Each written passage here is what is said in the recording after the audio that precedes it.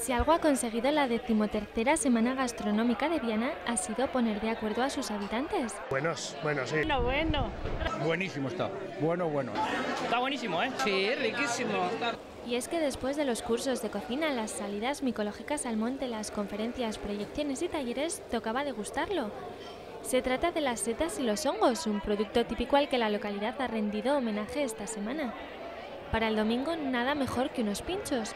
Los hosteleros lo saben bien y por ello han dedicado esta jornada al hongo como ingrediente estrella en todas sus cocinas. Unas carrilleras de cerdo al vino tinto con seta y honguito. Brocheta de tierra y mar, de gamba con seta. Mezcla de setas, mousse de castañas, mousse de foie y seta de cardo en tempura y crujiente de diazaba, que es chiquitín. Todo en pequeñito metido ahí en ese cucurucho.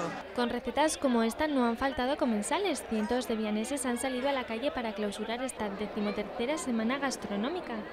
Un aliciente no solo para los paladares aficionados al hongo, sino también para el sector hostelero de la zona, que ha conseguido con ello salvar el mes de octubre. Es un apoyo para ellos, es un apoyo porque te puedo asegurar que cada año están trabajando más y eso es lo que se trata, lo que se consigue es de promocionar nuestra ciudad y ayudar a estos hosteleros a que la economía pues sea un poco mejor cada día. Acompañados por la Sociedad Gastronómica Ollagorra de San Sebastián y la Banda de Música de Viana, los vianeses han despedido su semana gastronómica hasta el año que viene.